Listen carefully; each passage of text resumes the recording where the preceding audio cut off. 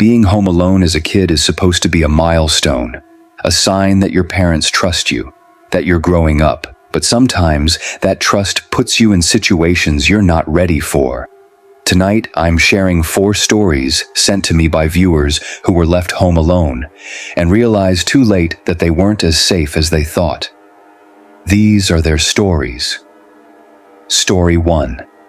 Jacob. This happened when I was 12 years old, in the fall of 2008. We lived in a suburb outside of Columbus, Ohio. One of those neighborhoods where everyone knew everyone and nobody locked their doors during the day. My parents had gone to a wedding about 2 hours away. They'd be gone until late. My older sister was supposed to watch me, but she went to a friend's house instead and told me not to tell. So I was alone.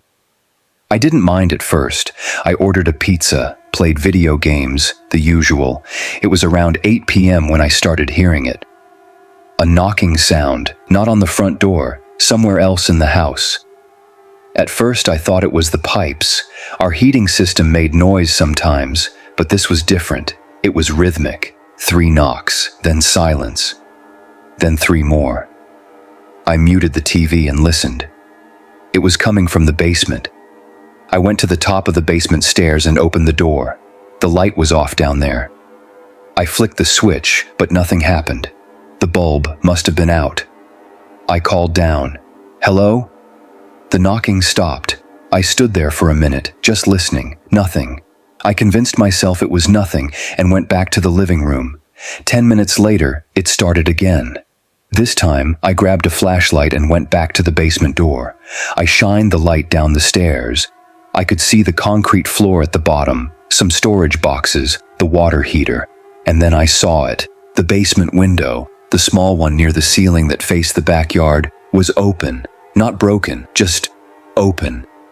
I never opened that window. My parents never opened it. It was painted shut years ago, but it was open now. I didn't go down there. I closed the basement door, locked it, and called my mom. She didn't answer. I called my dad. No answer. I sat on the couch with the flashlight and a kitchen knife and waited. Around 11 p.m., my parents came home. I told them everything. My dad went down to the basement with a flashlight and checked every corner. The window was closed. He said I must have been mistaken, that maybe it was already open and I just didn't notice. But I knew what I saw. The next morning, my dad found muddy footprints on the basement floor, leading from the window to the stairs. We moved out of that house 6 months later. I still don't know who was down there that night or how long they'd been there. Story 2. Emily. I was 14 when this happened. Summer of 2011. We lived in a small town in eastern Oregon, the kind of place where nothing ever happens. My mom worked night shifts as a nurse and my dad traveled for work. So a lot of nights, I was home alone. I was used to it by then. One Friday night, I was watching TV in the living room. It was around 10 p.m. I heard my phone buzz. A text from a number I didn't recognize. It just said, "Turn off the TV." I stared at it for a second, confused. I thought maybe it was a wrong number. I ignored it. A minute later, another text. I said, "Turn it off." My stomach dropped. I looked at the windows. The blinds were open. I got up and closed them all, then locked the front and back doors.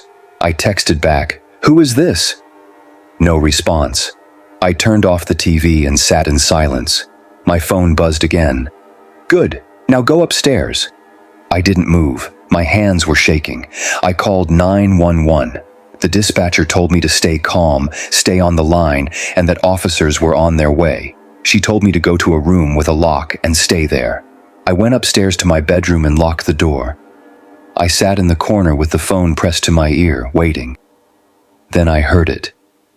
The back door opening. Not breaking in. Opening. Like someone had a key. I heard footsteps downstairs. Slow, casual, like they weren't in a hurry. The dispatcher kept telling me to stay quiet. I could hear my own heartbeat. The footsteps came up the stairs. They stopped outside my bedroom door. I watched the doorknob. It turned slightly, testing the lock, then stopped. And then, nothing. I heard the footsteps go back downstairs. I heard the back door close. By the time the police arrived, whoever it was had already left. They checked the house. No sign of forced entry, no sign of anything. But when they checked the back door, they found something, a key, sitting on the kitchen counter, a copy of our house key. We changed the locks that same night. My mom stayed home with me for the next 2 weeks, but we never found out who had that key or how long they'd had it. Story 3. Tyler. I was 10 years old. It was the winter of 2006. We lived in a suburb outside of Detroit, Michigan. My parents had gone to a holiday party and wouldn't be back until midnight. I was fine with being alone. I was old enough, or at least I thought I was. Around 9 p.m. I was in my room playing on my computer. I heard the phone ring downstairs, the landline. I ran down and picked it up. Hello? Heavy breathing, then a voice. Low, calm. Is your mom home? I froze. She's busy right now. No, she's not. Click. I stood there, staring at the phone. My hands were shaking. I hung up and went back upstairs. 10 minutes later, it rang again. I didn't want to answer it, but I thought maybe it was my parents checking in. I picked up. Hello, the same voice. I know you're alone. I hung up immediately and unplugged the phone. I went to my room, locked the door, and tried to distract myself with my computer, but I couldn't focus. Around 10 p.m., I heard something outside, a car door closing. I went to my window and looked out. There was a car parked across the street. Dark sedan, engine off. Someone was sitting in the driver's seat. Just sitting there, watching the house. I turned off my bedroom light and watched from the side of the window. The car stayed there for 20 minutes. Then the door opened. A man got out. He was wearing a jacket and jeans. He stood by the car for a moment, looking at the house. Then he started walking toward our driveway. I ran downstairs, checked that all the doors were locked, turned off all the lights, and hid in the coat closet by the front door. I heard footsteps on the porch. I heard him try the door handle. It rattled. Locked. Then I heard him walk around the side of the house. I heard him try the side door. Also locked. I stayed in that closet, barely breathing, until I heard my parents' car pull into the driveway around midnight. I opened the door and ran out.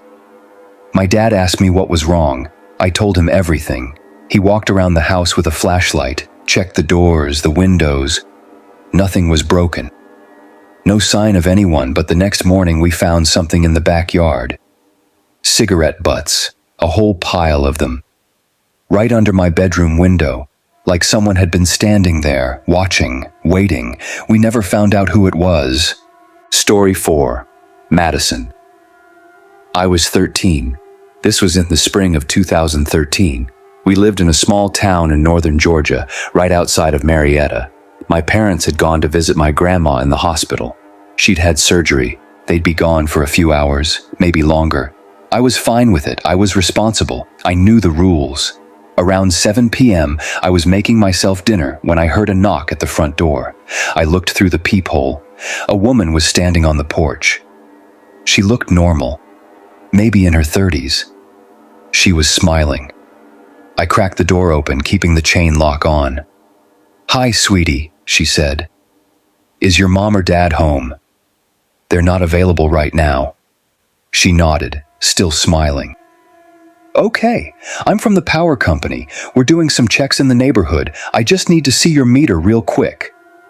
I didn't know what to say. I told her I'd have to ask my parents first. She kept smiling. "It'll just take a second." I said no and closed the door. I locked it and went back to the kitchen. A few minutes later, I heard footsteps on the side of the house. I looked out the window. The woman was walking around the yard, looking at the windows. I called my mom. No answer. I called my dad. Voicemail. I texted them. "Someone's outside the house." The woman came back to the front porch and knocked again. Harder this time. I didn't answer. She knocked again. And again. Then she stopped. I looked through the peephole. She was gone. I checked every window, every door, everything was locked. I sat on the couch with my phone in my hand, waiting. Around 8:30 p.m., my parents came home. I told them everything. My dad went outside and looked around. Nothing. But the next day, our neighbor, Mrs. Alvarez, asked my mom if we'd had any issues with a woman claiming to be from the power company. Apparently, the same woman had been going door to door in our neighborhood, asking to come inside, asking if anyone was home alone. Mrs. Alvarez had called the police. They said there was no record of any power company doing checks in our area. No one ever found out who she was or what she was really looking for. Those were tonight's stories. 4 people who were left home alone and learned that sometimes the danger isn't something you imagine. It's something that's already watching. If you have a story you'd like to share, feel free to send it my way. And as always, stay safe out there. Thanks for watching.